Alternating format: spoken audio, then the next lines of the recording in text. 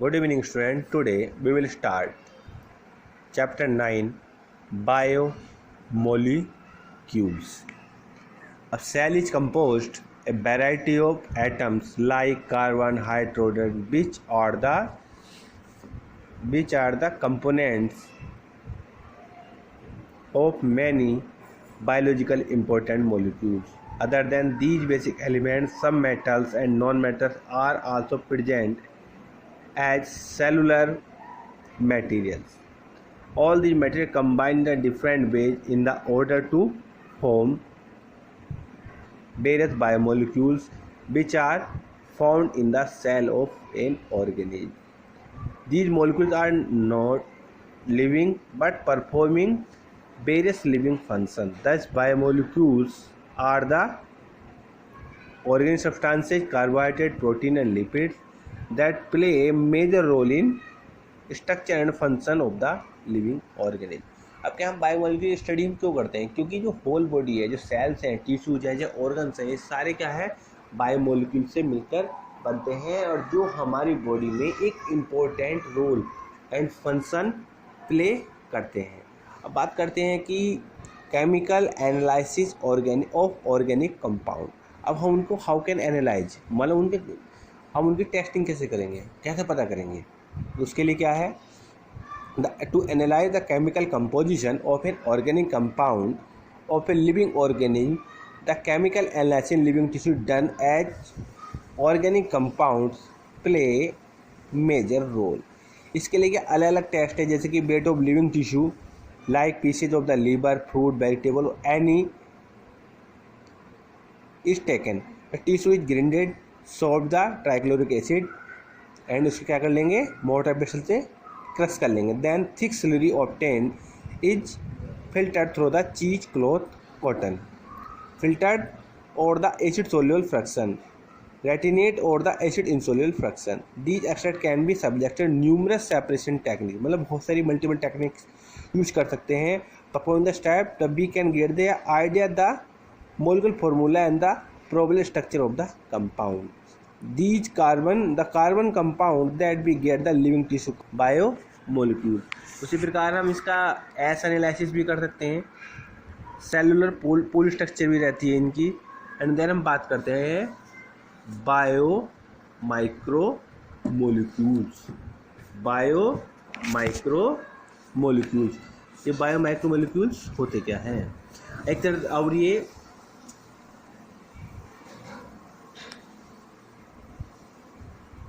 एक ही मेटाबोलाइट्स का भी, प्राइमरी एंड सेकेंडरी मेटाबोलाइट्स का भी वर्क करते हैं। The most accepting accept chemistry deals with the isolating thousands of compound small big form living organism, determining their structure and the possible synthesis time. If one more make list biomolecule such a list would have thousands of organic compound including amino acids, sugar. For reason that given, we can all the biomolecules as the metabolites in the animal tissue and notice the presence of the subcategories compound.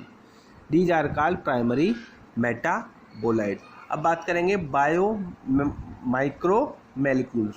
अब दो तरह के molecules हैं, एक तो macro molecules हैं and है एक माइक्रो मोलिक्यूल्स हैं। अब बात करेंगे हम bio micro molecules. Bio micro molecules are the small in the size with the low molecular weight, highly soluble and have the simple molecular micromolecules can be categorized such as water, minerals, gases, organic compounds such as sugar, amino acids or nucleic. All of these compounds mentioned above soluble fraction filtered except lipid with the occur the insoluble fraction is filtered as they are mostly found in the cell membrane, thereby vesicles which are separated as an insoluble fluid। अब इन्हें solubility इनसोल्युबिलिटी के बिहार पर इनको क्या कर दिया जाता है, सेपरेट कर दिया जाता है।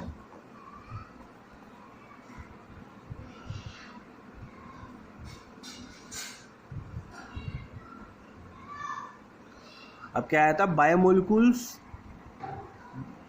while those which are found in the acid insoluble fraction are called macromolecules or biomacromolecules. the molecules in the insoluble fraction exception lipid polymeric substances. Then why or do lipids more molecular weight do not exceed 800? अब बात करते हैं इसमें हम carbohydrate को starch बोलते हैं। तो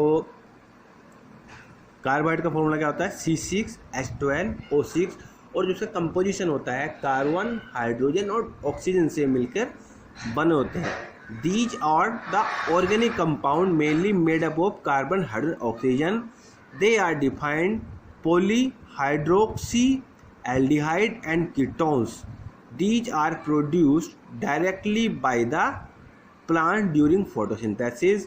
Carbohydrates are known as saccharides because their major constituents are sugar. मतलब कार्बोहाइड्रेट का जो निर्माण होता है डायरेक्टली जो होता है वो होता है हमारा फोटोसिंथेसिस से। अब बात करते हैं monosaccharide, disaccharide and polysaccharides.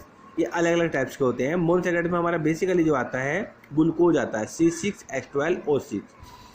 These are similar carbohydrates which cannot be hydrolyzed further into the smaller component. These are generally composed of the 3 or 7 carbon atoms per molecule। जब देखो डायग्राम में दिखाया गया है C6H12O6 एंड ये देखो ये क्या है राइबोज, CH2OH है, C6H12O6।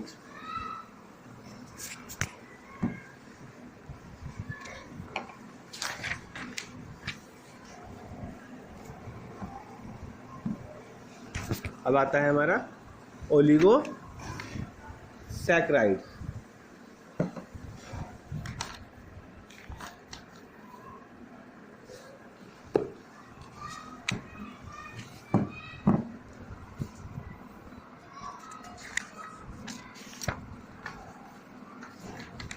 Oligosaccharides. These are formed the 2,6 monosaccharide molecules.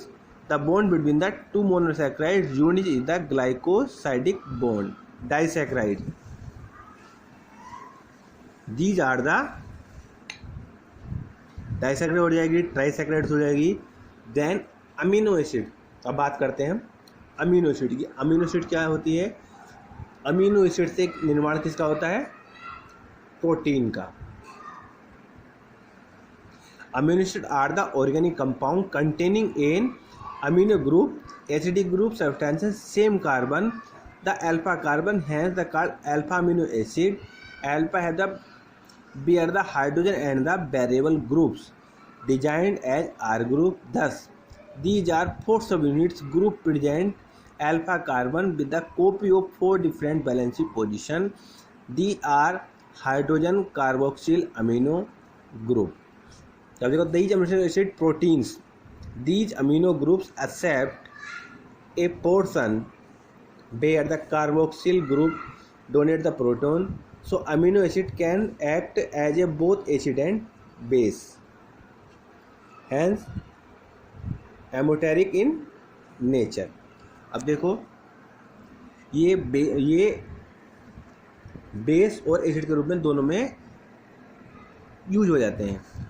अब देखो जैसा अमीनो एसिड दिखाया गया है COOH, ग्लिसरीन और एलेनिन एसिड। अब देखो based on the number of amino acid carboxyl group present amino acid are categorised into the following step: acidic amino acid, basic amino acid and neutral amino acid and aromatic amino acid. Acidic में भी ये use हो सकता है, basic में भी and neutral, and then aromatic amino acid.